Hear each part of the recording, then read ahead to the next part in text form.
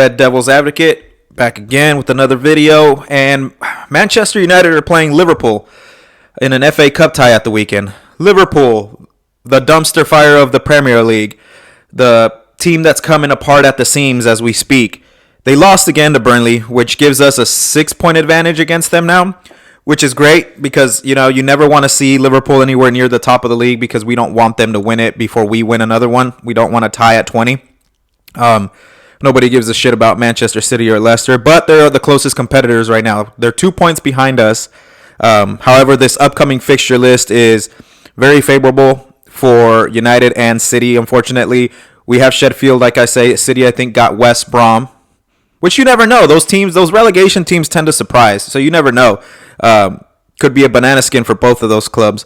But Everton and Leicester are linking up in a tie, and that's probably favorable for us, if they take points off of each other, or if Everton win and drop Leicester a few spots, that'd be pretty beneficial for us.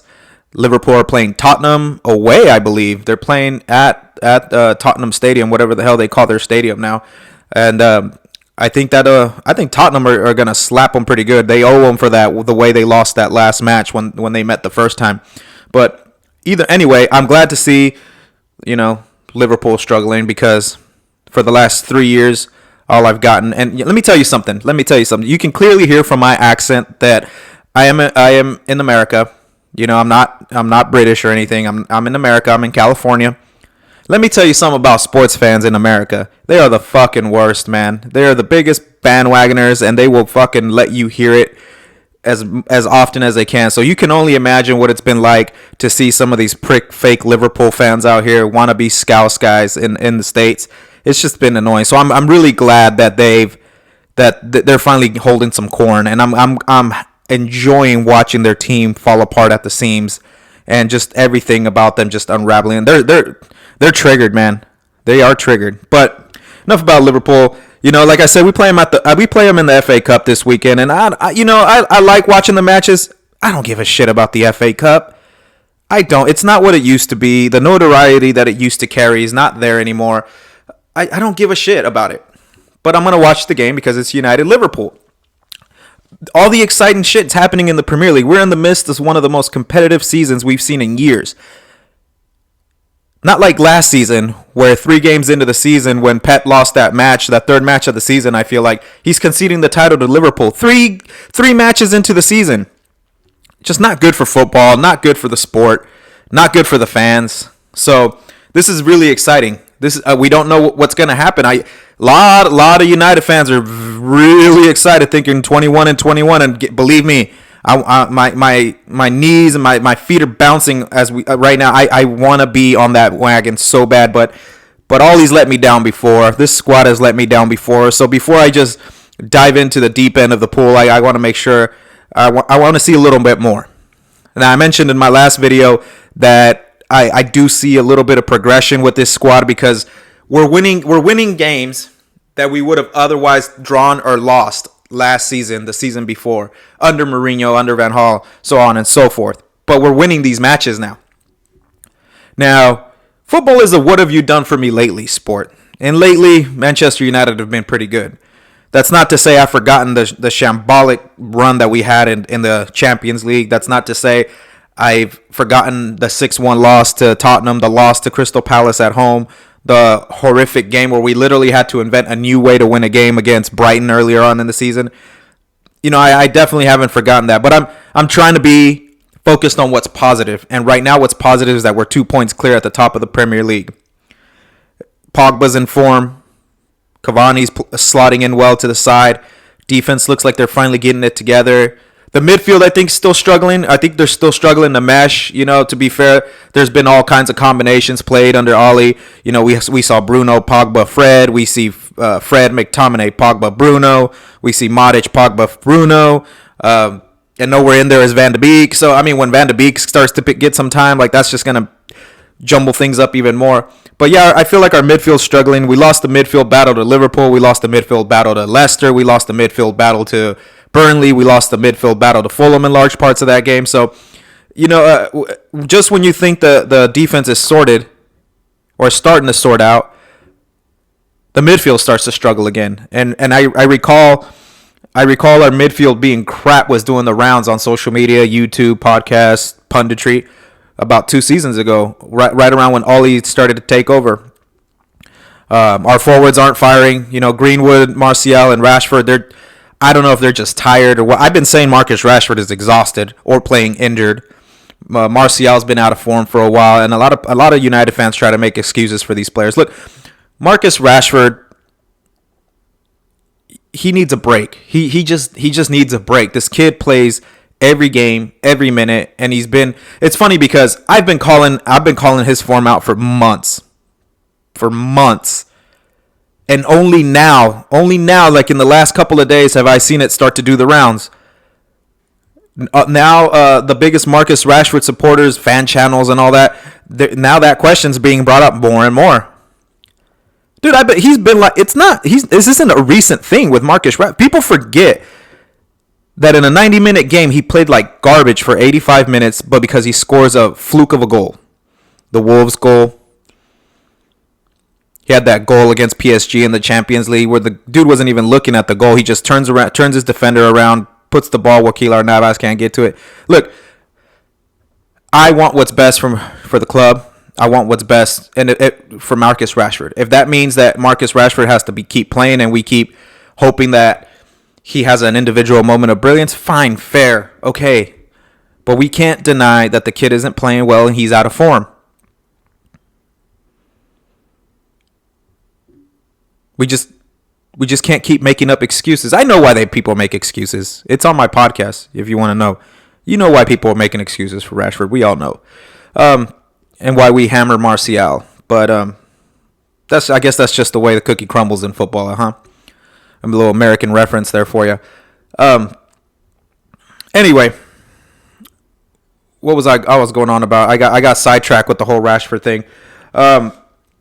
Somebody asked me a question the other day. What do you think needs to happen for Manchester United to win the league? That's a very complicated question, and it takes time, man. You can't just sit there and say something stupid like, we need to win more games than everybody else. Well, no shit, Sherlock. But a lot of variables need to occur for teams to win the Premier League. Your rivals need to drop points. You need to get something out of the matches against your direct rivals, the quote unquote top 6. You need to limit the injuries if you can. Stay fit.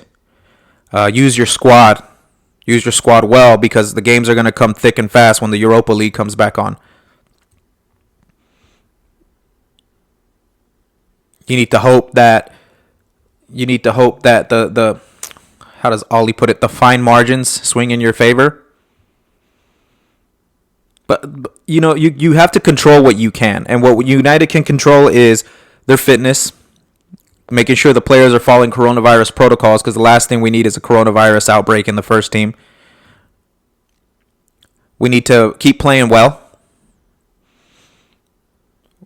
We can't revert to this absorbing pressure, counter-attacking football that we were playing before.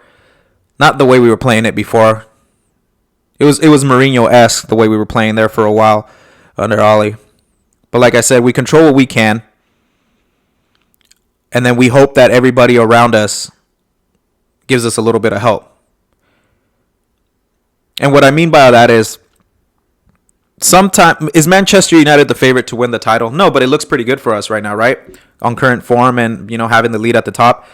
But what I mean is, like, the best team, the team that's not the favorite or the best, because that's Liverpool and City to some people, can win the league. We saw it when Leicester won it.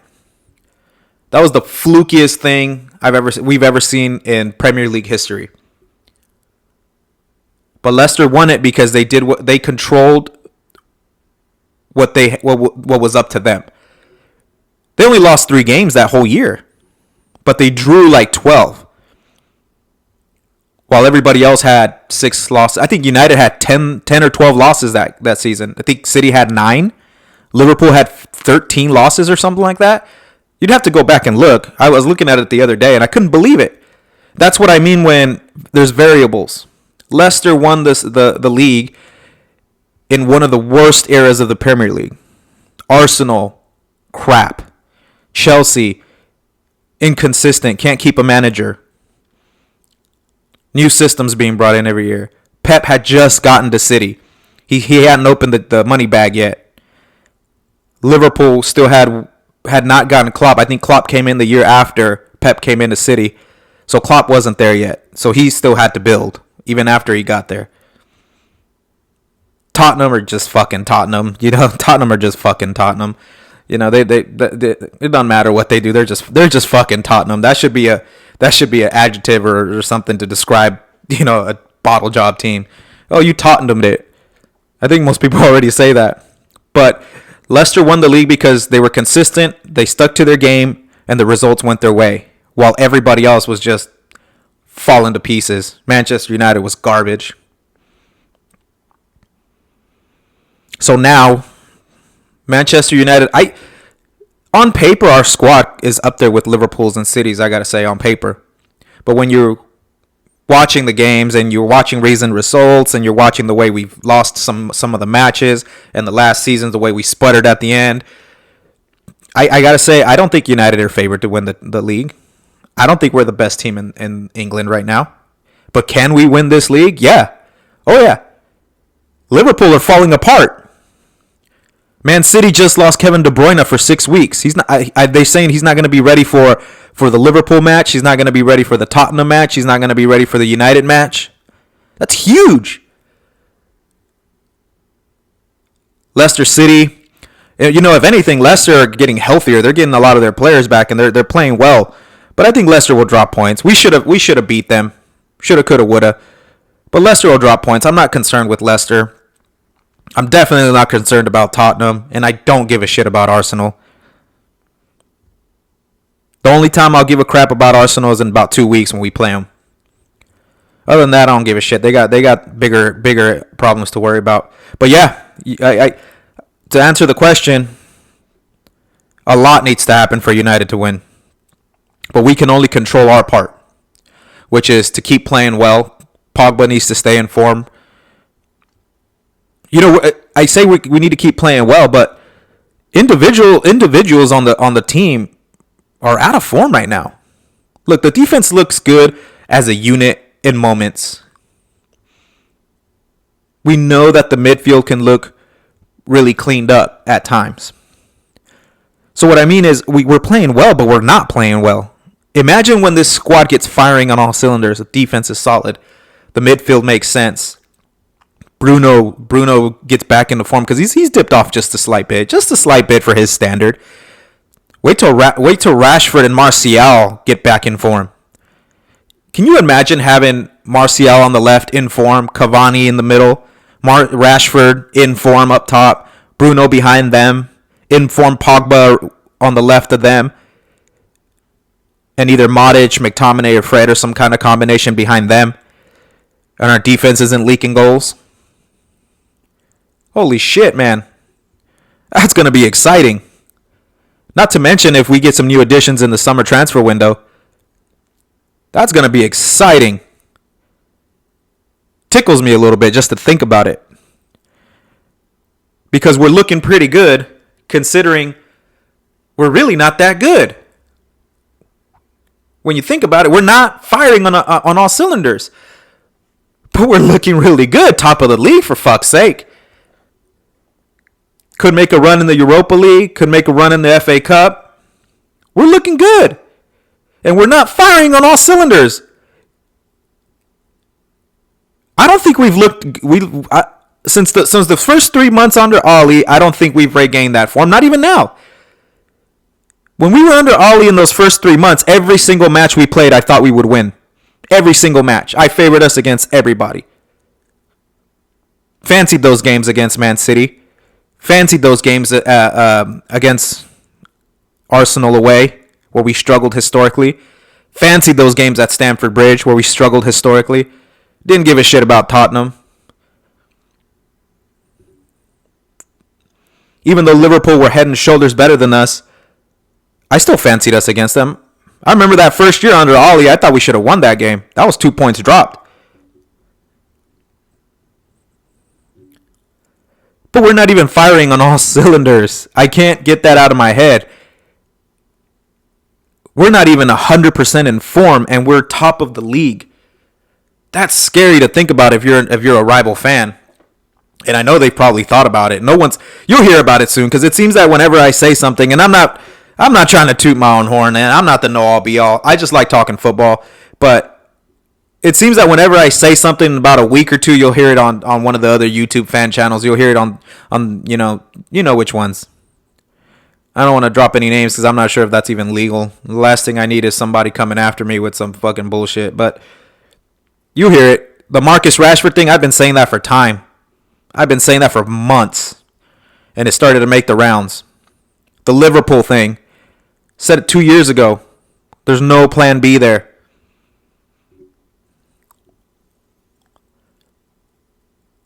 Said the same thing about Manchester City. Manchester City, they're not better than they were last season. They're not better than the season before that. When you're a team like Manchester City and Liverpool, right? Well, maybe not Liverpool right now. But when you're a team like Manchester City and you've dominated your domestic league and you're head and shoulders clearer than better than the other teams, and your squad is loaded with superstar players, international players, captains, there's not much you can do to get better. I said this last season. The only way City get better is if they sign Cristiano Ronaldo or Lionel Messi. That's the only way they get better, which they didn't do. So they're not better. So it's fair to say they're not increasing the gap against United. United are definitely closing it. They're definitely closing it. If United can take this title challenge to the end, and I'm talking like the last 2 or 3 games of the season, look out. Look out if you're City, Liverpool, Leicester, Chelsea. I don't think Chelsea will be there. I think Mourinho will shithouse his way into the top 4. I think it'll be Liverpool, Leicester, United, City, and Tottenham fighting for those top 4 spots.